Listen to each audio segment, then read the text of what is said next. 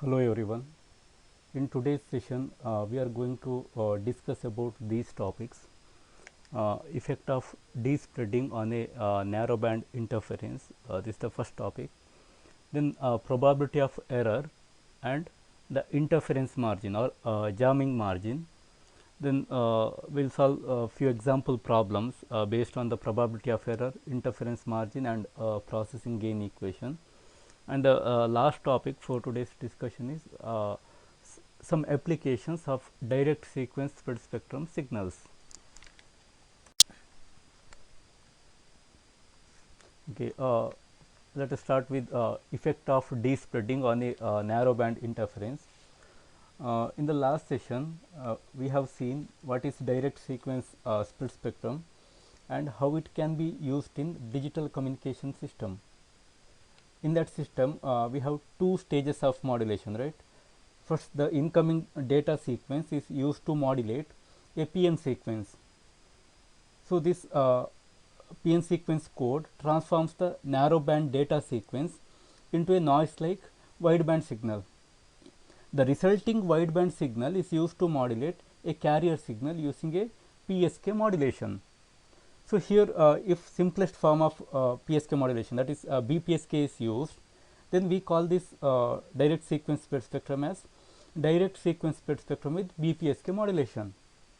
Then at the receiver section, we need to perform d-spreading operation so that we can extract the original data sequence. Now here let us see what is the effect of that d-spreading on a narrowband interference, because when we transmit signal through a wireless communication channel, then there may be different types of noise and interference, etc. So here we are going to discuss about the effect of d-spreading on the narrowband interference. So here we will see how d-spreading operation helps us to reduce the interference power and effect of the interference.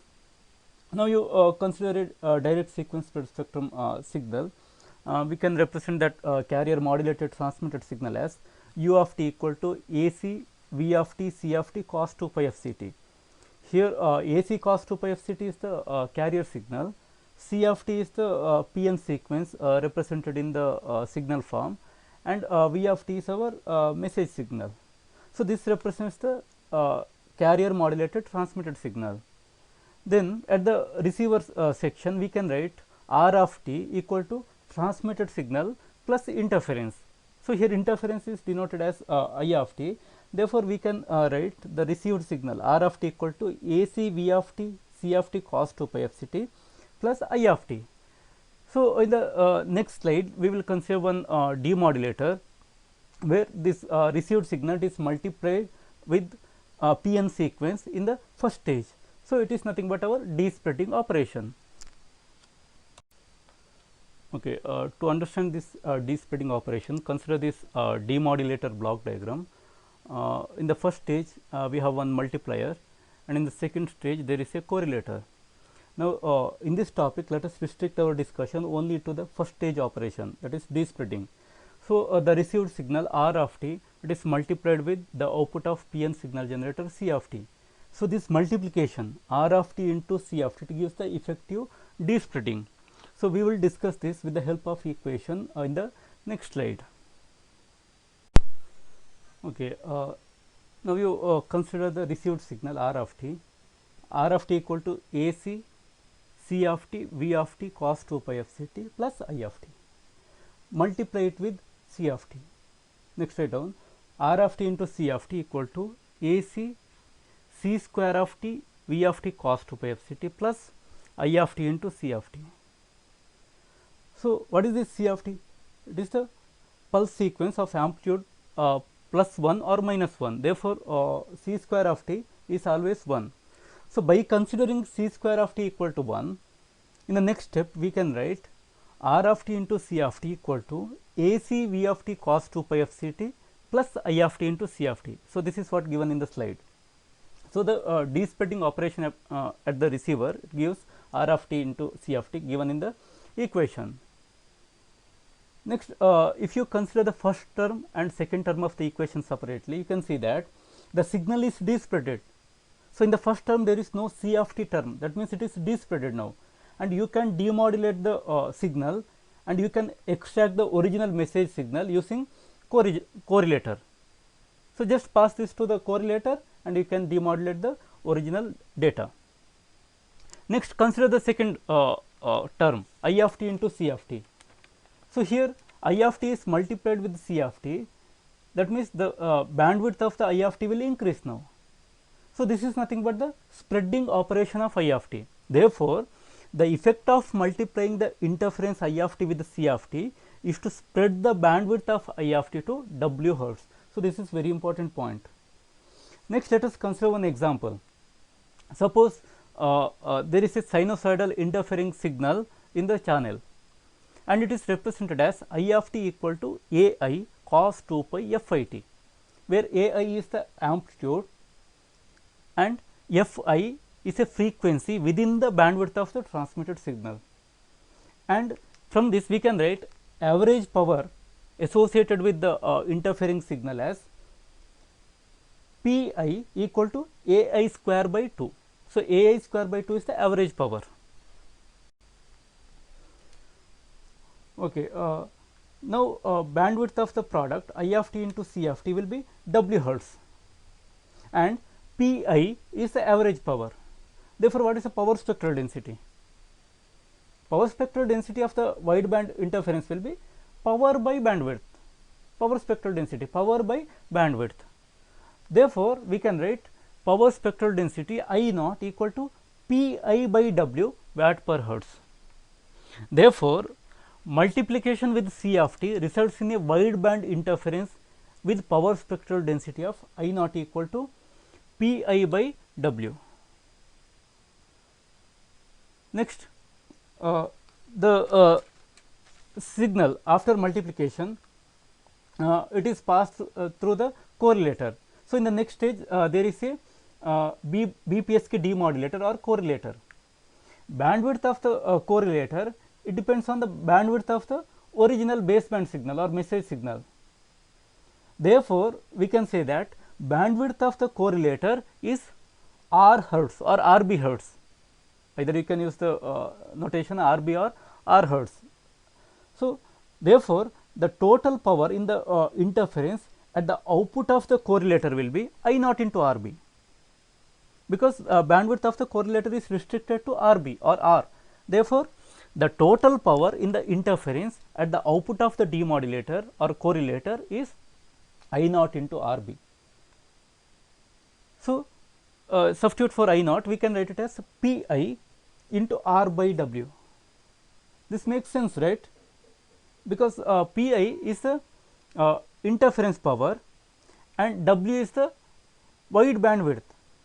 So, if R equal to W, then in that case R by W will be 1 and the entire interference power will be passed to the output. So, only for R equal to W case all the interference power will be passed to the output. But in the split spectrum case we have R very smaller than W. Therefore, R by W it is a very small value. Therefore, we can say that only small fraction of the interference power is passed to the output. So, the remaining interference power is removed or filtered. So, this is the advantage of split spectrum. So, the power associated with the interference is reduced using split spectrum. Okay.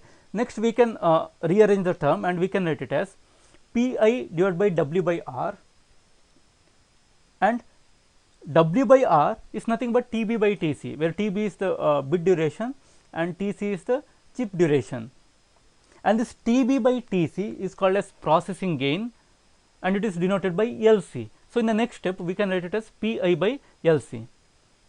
Therefore, the power in the interfering signal is reduced by an amount equal to the bandwidth expansion factor W by R or processing gain W by R. If you increase the processing gain, then noise power or interfering signal power can be reduced. Okay. Next, the factor W by R is called the processing gain of the split spectrum. So, W by R equal to T B by T C. To prove this, substitute for W and R. W equal to 1 by T C and R equal to 1 by T B. You will get T B by T C. So, this is denoted by the processing gain L C. So, this is the gain obtained by the use of split spectrum. So, the ratio W by R is called processing gain, and because of this processing gain, we can use split spectrum signals to transmit digital information over channels with interference, and also we can use it in anti-jamming application. This PN code, it is available only at the authorized or intended receiver, right.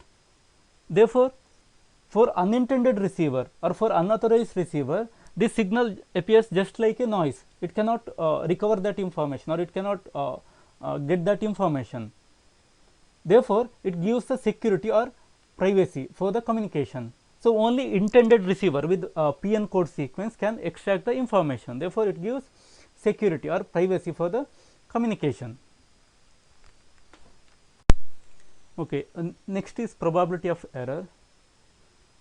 So, in the previous module, that is in digital modulation techniques, we have derived equation for probability of error in case of BPSK. So, for BPSK modulation with coherent detection, the probability of error is Q function of root 2 EB by N naught. Next, if you consider direct sequence split spectrum with BPSK also, modulation scheme, it is BPSK again. Therefore, consider a sinusoidal interference with a power spectral density of I naught. Now, to write the probability of error equation, just modify the equation of binary PSK probability of error. Just replace N naught by I naught, you will get the equation. Therefore, the probability of error for the sinusoidal interference in case of direct sequence split spectrum is Pb equal to Q function of root 2 Eb by I naught. Next, the signal to noise ratio at the receiver can be written as 2 Ps Tb divided by Pi Tc. So, here Ps is the average signal power and Pi is the average interference power. So, this can be written as 2 Ps divided by Pi by Lc. So, here the relation between processing gain Tb and Tc are used. So, these two equations are very important, remember this, and using this equation, let us solve one problem in the next slide. Okay, consider this example problem.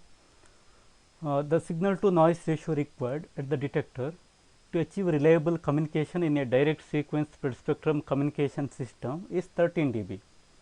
So, SNR is 13 dB. Then, if the interference to the signal power at the receiver is 20 dB, that is Pi by Ps in decibel is 20 dB, determine the processing gain required to achieve reliable communication. So, we need to find the processing gain Lc. Okay. Write the given parameters. Signal to noise ratio is 13 dB, that means 10 log SNR is 13, or log SNR is 13 by 10, or signal to noise ratio is anti log of 13 by 10. What is the answer? Answer is 20. So, SNR equal to 20. Next, the interference to signal power at the receiver is 20 dB. So, 10 log Pi by Ps equal to 20, or Pi by Ps equal to anti log of 20 by 10. So, therefore, Pi by Ps is 100. So, what is the value now? Pi by Ps is 100 and SNR equal to 20. So, using this we can find the signal, we can find the processing gain. So, then write the equation for SNR. SNR equal to 2 Ps by Pi by Lc. Rearrange the terms and get the equation for Lc. So, Lc equal to half Pi by Ps into SNR. Substitute and simplify. you will get the answer as 1000. Therefore, processing gain is 1000 here. So, this is the solution. Next is the interference margin or jamming margin. So, here consider the ratio E b by I naught. So, here E b is the bit energy and I naught is the power spectral density of the interference. So, substitute for E b and I naught. E b equal to P s T b and I naught equal to P I by W. So, this can be written as P s by R divided by P I by W, because T b equal to 1 by R. Bit duration T b, it is inversely related to the bit rate. So, substitute for T b and in the next step we can write it as P s by R divided by P I by W. Then rearrange the terms and you can express it as W by R divided by P I by P s, right. Then again next side, take this P I by P s to the left side of the equation and E b by I naught to the right hand side, and you can write this as P I by P s equal to W by R divided by E b by I naught. I repeat it, P I by P s equal to W by R divided by E b by I naught. Then let us represent this in the decibel. For that, take logarithmic scale. So, apply log on both the side and multiply by 10. So, 10 log P I by P s equal to 10 log W by R divided by E b by I naught. So, on the right hand side we have equation in the form of log x by y. We can express it as log x minus log y. Therefore, in the next step you write 10 log P I by P s equal to 10 log W by R minus 10 log E b by I naught, or P I by P s in decibel equal to W by R in decibel minus E b by I naught in decibel. So, this is very important relation. So, the ratio of P I by P s is called the interference margin or jamming margin. The ratio of jamming or interference power to the signal power P I by P s is called as interference margin or jamming margin. And this W by R is a processing gain and it is given in decibel here, and E b by I naught is a ratio between bit energy and I naught. So, next let us solve one problem based on this equation, and we will understand what is the interference what is the importance of this interference margin. Okay, consider this problem. Suppose we require an E b by I naught equal to 10 dB to achieve reliable communication. What is the processing gain that is necessary to provide an interference margin of 20 dB? So, P I by P s in decibel is 20 dB, it is given. E b by I naught equal to 10 dB, it is also given. Find the processing gain. Very simple solution. P I by P s equal to W by R minus E b by I naught. Substitute 20 equal to processing gain minus 10, or processing gain is 30 dB. Next we can write it as 10 log W by R equal to 30. Therefore, in terms of ratio W by R equal to anti log of 30 by 10, or it is 1000. This is the solution. But please listen, P I by P s in decibel is 20 dB. Therefore, P I by P s is anti log of 20 by 10, which is 100. What is the meaning of this value 100? Very simple. The information bits at the receiver can be detected even when the interference power is 100 times larger than the signal power. So, very important point. So, this processing gain equal to 100. This means that the information bits at the receiver can be detected reliably even when the interference power is 100 times stronger than the received signal power. So, this is the importance of interference margin here. Okay. Next, let us see how to find length of the shift register from this given parameter. So, we know that length of the shift register capital N equal to 2 raised to m minus 1, where m is the number of memory unit. So, n equal to 2 raised to m minus 1. So, here W by R is 1000, that means TB by TC is 1000, or we can write TB equal to 1000 TC. Use the relation between TB and TC, TB equal to NTC, therefore, N equal to 1000. That means length of the PN sequence is 1000. Therefore, we can write PN sequence generator requires 10 memory units. So, 10 memory units are required in the shift register or PN sequence generator. Next is performance of coded split spectrum signals. Here we are considering coding gain generated from the block or convolutional coding technique. So, the coding gain can be written as RC into DH minimum, where RC is the code rate and DH minimum is the minimum Hamming distance. So, when binary linear coding is used in the split spectrum, then there will be a code gain. Because of this code gain, the interference margin will be increased. So, the modified equation for interference margin is Pi by Ps in decibel equal to processing gain in decibel plus coding gain in decibel minus Eb by I naught in decibel. So, this coding gain in decibel is an additional term included. So, this increases the performance of the coded split spectrum signal. Okay, next let us see few applications of direct sequence split spectrum signals. Already in the despreading operation, we have seen how split spectrum signal can be used to reduce the effect of jamming signals or effect of interfering signals. So, here we are discussing 4 more applications of direct sequence split spectrum signals.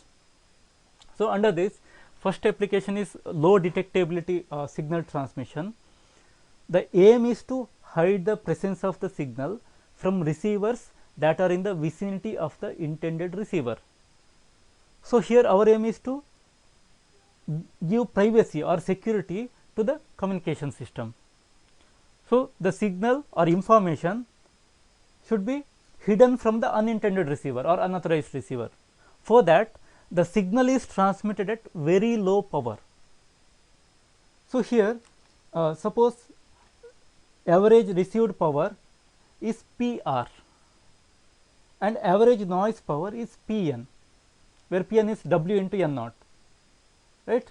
Now, adjust the power of the transmitted signal so that at the receiver section PR by Pn is very small. So, PR by Pn is very small compared to 1, or the received signal power is very small compared to the noise power, right. So, the unintended receiver cannot get this information because it cannot use the processing gain and coding gain because PN sequence is not available. So, only the intended receiver can recover the weak information bearing signal from the background noise using the processing gain and the coding gain. So, the intended receiver it consists of PN sequence. Using that PN sequence, information can be extracted. So, this is the application. Thus, the transmitted signal has a low probability of being intercepted. So, this type of signal it is called as LPI signal, low probability of being intercepted, or LPI signal. Next, second application is code division multiple access, which is used in the cellular communication also. The type of digital communication in which each transmitter receiver user pair has its own distinct code for transmitting over a common channel bandwidth is called as code division multiple access. So, this is a channel access method used by various wireless communication technologies. In this multiple access, several users can send information simultaneously over a single channel. So each user is assigned with a unique code, and then spread spectrum modulation is performed. And this CDMA, it allows for large number of users in the network. Next, let us see how many number of simultaneous users can be accommodated in the network. For this, assume that all signals have identical average power of PS, and number of simultaneous user is NU, right. So, for this case, if there are NU number of simultaneous users, then the desired signal to noise interference power ratio can be written as PS by Pn equal to PS divided by NU minus 1 into PS. So, this can be written as 1 by NU minus 1. So, using this equation, we can find the number of users that can be accommodated simultaneously in a given CDMA system. Next, third application is communication over channels with multipath. So, as you know, in wireless communication, the transmitted signal reaches to the receiver through more than one path. So, this is called as multipath propagation. So, multiple paths are available between transmitter and receiver. So, there will be one direct path. So, this is the shortest path, and we call this as line of sight or LOS path. And there will be many indirect path also, we call it as non line of sight or NLOS path. So, signals from these multiple path will undergo different amount of delay and attenuation. Therefore, there will be interference at the receiver due to indirect path, right. Indirect path signal will interfere with the direct path signal.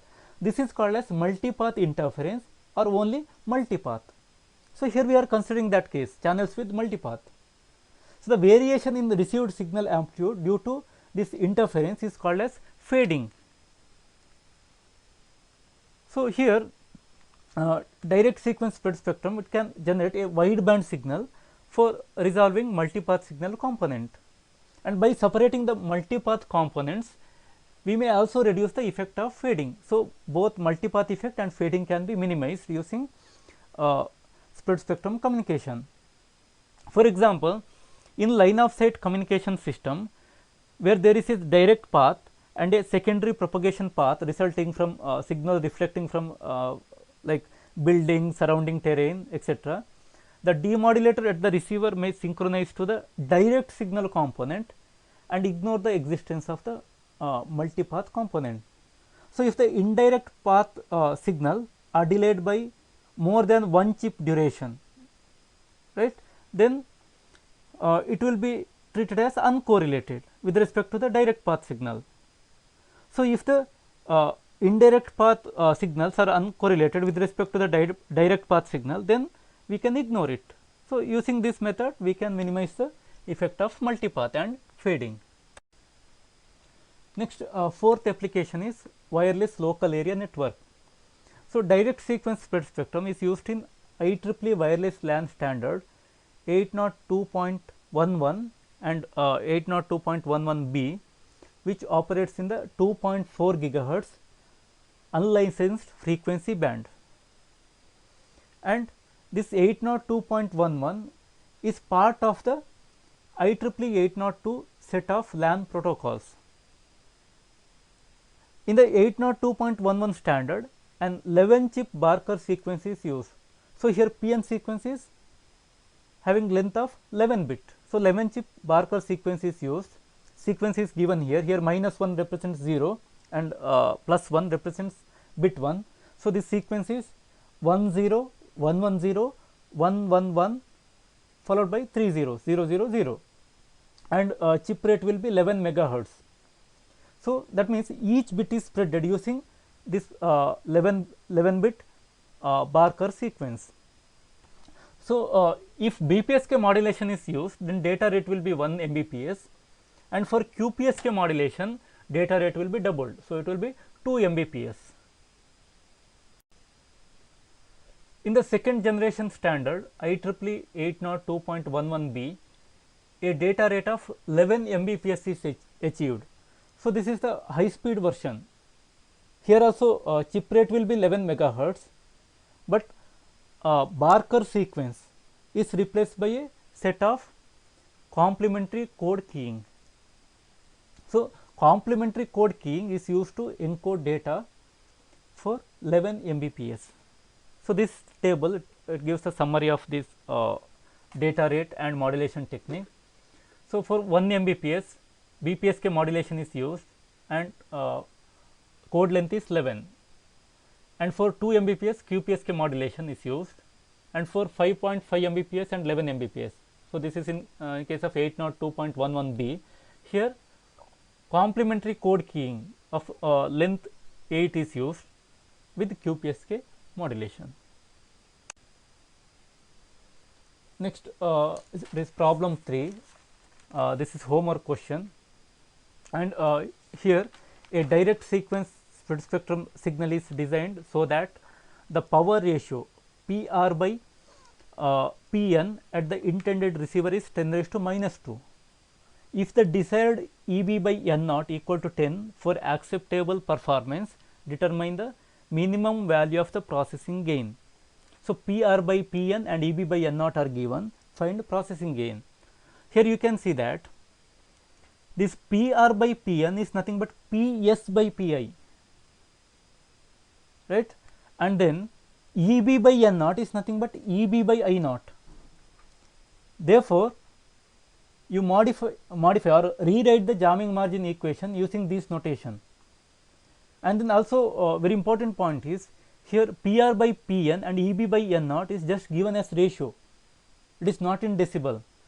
Therefore, by considering all these aspects, right, solve the problem.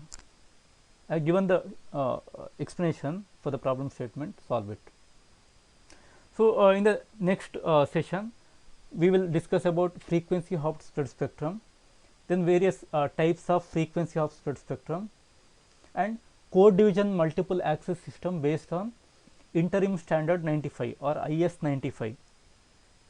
So, this CDMA system based on IS 95 is the last topic of module 5.